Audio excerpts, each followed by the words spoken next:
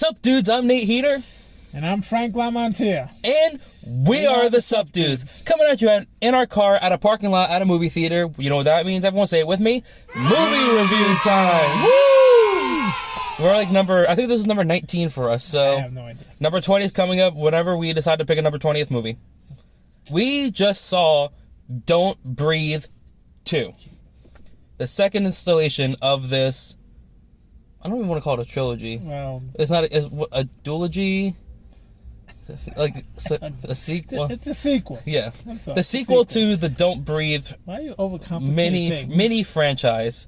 You got to think of something to say. It's a sequel. So it's a sequel.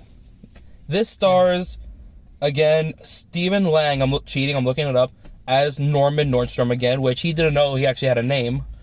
He was known as the blind man in some cases, but. And then it also stars Madeline Grace as the little girl that you see in the trailers.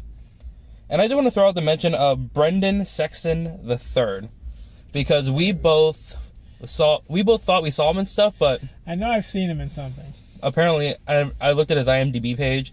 I don't recognize a lot of that, so. I recognize one, but I don't remember seeing him in that. But anyway. So, quick synopsis, like we usually do, but this time I'm not going to make it up myself. I actually have the storyline from IMDb. So yeah, this is credited for IMDb, what they wrote here. So, hiding out for years in an isolated cabin, Norman Nordstrom has taken in and raised a young girl orphaned from a house fire. Their quiet existence is shattered when a group of kidnappers show up and take the girl, forcing Norman to leave his safe haven to save her. Couldn't have said it better myself. Yep, that's pretty much the basis of the movie. The beginning is not terribly clear, but we got to figure it out. Yeah, well, it's a little slow moving in the beginning, but then it picks up really well. Yep. So, with that being said, let's jump right into our goods and bads. So, I want to say, I told Frank this before we started recording, I have a lot of goods to say about this movie. I actually really, really, really enjoyed this movie. I would say it's even better than the first one. I would say. And, I mean, don't get me wrong, the first one was pretty good too. But I would say this is even better than the first one. Well, let's start with me rather than again, because I'll keep going on. Just go. So, goods first, alright? It's a horror movie. We both love horror movies. More suspense than horror. It's listed as horror thriller. Okay. So it is a horror movie, so we both like horror movies. That's a big plus. Mm-hmm. I love Norman's acting. Now, I kind of want to see a behind the scenes as to how he comes up with this character. Like, of course, he can't be blind, or else he couldn't do, like, any of the shit he did in the movie. Language. Whatever, we have enough cursing in movies as it. I give enough cursing in the other videos, like old. Go ahead.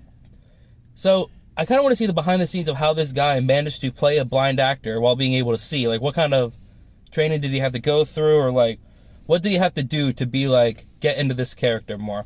But, again, Steven, you killed it in this one. No pun intended with all the deaths that happened, but you killed it. Killed a lot. Camera work. As you know, I'm a big camera guy. There wasn't really a shot that I didn't really care for.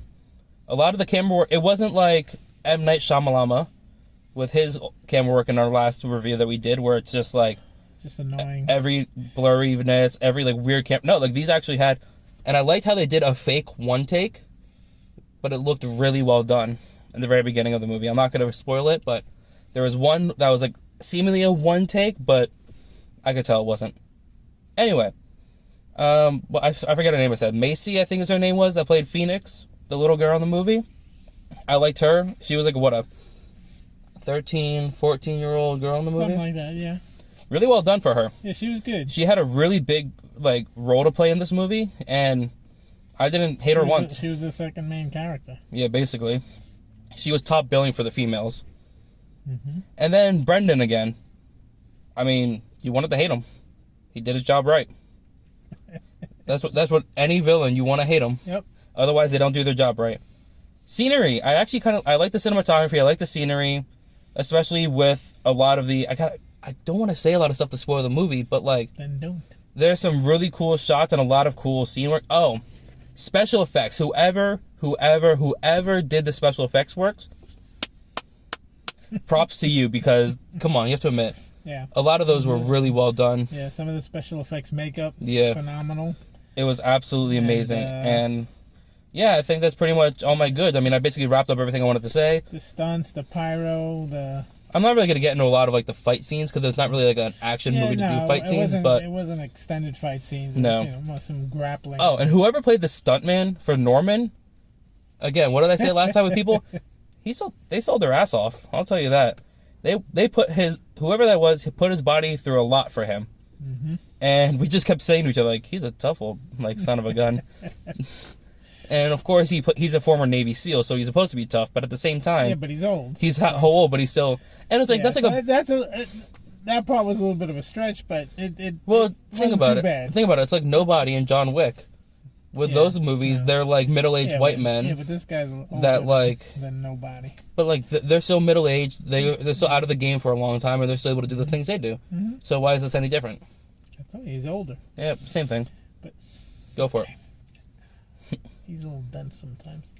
But anyway, yeah, like Nate was saying, the action is good. Most of the camera work's pretty good. It was good. A lot of good action. The gore level was nice and high for me. I love that. There was literally one scene that Frank and I laugh at that like I don't know if you saw like my mouth dropped and I'm just sitting there like. It was really good, really good. I like clapped in the theater for once. Some disturbing things if you're sensitive, but really good. Viewer discretion advised. But my one complaint was the volume level. Oh, that's just a theater. Yeah, it's probably the theater, but it was a little too loud, and they're not really jump scares, but like the way some of the scenes are shot is like a big punch to emphasize some of the action and stuff. I think it was a little overdone in that respect, but it is action, and it's a thriller, so you're gonna have that type of stuff. But all in all, it was a good movie. I really appreciate how they were able to build up the suspense that like I could literally feel it. And like I hate to say like the whole cliche thing. There's not a lot of horror movies that will make me like feel that way, like suspenseful, like like what's going on, what's gonna happen, are they gonna find her? Like if you feel like a weird feeling, like your chest, like almost like not tightening, but like, you know what I'm saying, like. You feel like you get a little tense. Like, you get a little tense. You can feel your heart beating like a lot harder. Not even faster, just harder. Yeah, a lot of these type of movies, you can kind of predict what's going to happen, and you get bored, and something happens, and you're like, you don't react because you already knew it was going to happen. So this had some nice surprises. Yeah, and all in all, it just really like made the suspense factor like really well done compared to like. Every other movie, like any slasher movie, like almost like Quiet Place. With those two movies, they're able to like and it's actually weird though too because they're both like you take away a big part of like the senses, where it's like you can't make a noise whatsoever. Versus like this guy is definitely can't really make a noise around him too. So props to them because like those movies were like really well suspenseful wise. I think we even gave A Quiet Place a really good rating, so this one got to be up there too. Yeah. I guess I gotta go say to my bags quickly. Again, it's just mostly the volume. The volume was just, I just kept getting blown away. It's a theater. That's what I said. It's a theater. I know. So, I would blame the theater on that one. I'll blame the movie on this one. You never know. It could be the sound engineer. And levels are too high. I wouldn't even complain about it being dark a lot of times because it took place at night. Yeah. And it took place in the basement too. That's a peeve of mine. Dark scenes where you can't see the action. Yeah, it's dark, but you can still tell what's going on. Yeah. So they didn't overdo it with the darkness. So. Oh, and the fact that I'm not even gonna say it. I'm not even gonna. Nope, because that's gonna ruin something in the movie. I'll tell you later what I was gonna say. All right. Well, with that being said, let's get to the numbers. Frank, I'll let you have the honors of this one first. I like this a lot, and like I said, the downside is that it wasn't a deal breaker. It was just a little annoying. Now, my quick question is: you said you really don't like a lot of modern horror movies. Only because there's too many cliches and were there a lot in this movie? But see, I wouldn't classify this as a horror. To me, this is a thriller, suspenseful, semi-action, but so I wasn't expecting what I would expect from a normal horror movie, so I wasn't disappointed there. And that's my problem with horror movies. So this one didn't have to live up to any of that. Yeah. but it did give a lot of gore, which some horror movies don't. Yeah. So I would just it's a good movie for what it is. It's a good movie. I didn't expect it. I didn't to match the first one. It probably surpassed the first one. I would give it a solid 8. 8. Yeah. All right. I think that's one of the higher ones that you've given. Yes, it is. Any movie really here. Well, a lot of clunkers out there. Yeah, especially one M. Night Shyamalan Lama All right, movie. don't just pick on him. There's plenty of them. Yeah, whatever. He has a lot of bad ones anyway. So, if I have to kind of agree with you that I think it definitely surpassed the first one overall as a better version of the two of them, because I really wanted to like Norman in this one versus not liking him in the first one. Yeah, that's another problem, but yeah. Well, like one of the blurbs we read is, you're cheering for a rapist. Yeah, but so it's a movie. I mean, you should know that from the first one. Yeah, it's a movie. He even admits here. The only reason you're rooting for him is because of the little girl. Yeah. But which you find out later on in the movie, which will really change your. You really change going back and forth between who you're supposed to like. I kind of want to mention that before I quickly go on too. Well, I'm speaking long enough. 8.5 out of 10. Oh, okay. And I want to say that. Oh wait, we didn't do our little special thing like 8 somethings out of 10 something. I don't even know what to pick. Yeah, really. This is like a really weird one. Wait, I got it. 8.5 jingling bells out of 10. That was so minor, though. Hey, don't breathe. All right. I would have said a claw hammer, but that's okay. Well, no. Whatever it is, just 8.5. 8.5 out of 10. 8 out of 10. At this point, where's the average score going to be? I guess it's going to be 8.25. Well, I said, where is it going to be? Oh, how would you stop right away? Everyone knows that. Well, I'm waiting for you to change it up one day. Well, when we put it down here where they don't see it? Well, no, it has to be in the frame somewhere. Anyway, do you recommend this movie? What do you think? Absolutely. We recommend watching this on the big screen. Big screen so you can get all the blood and guts. Big TV. Yep. Go to a neighbor's house that has a big TV.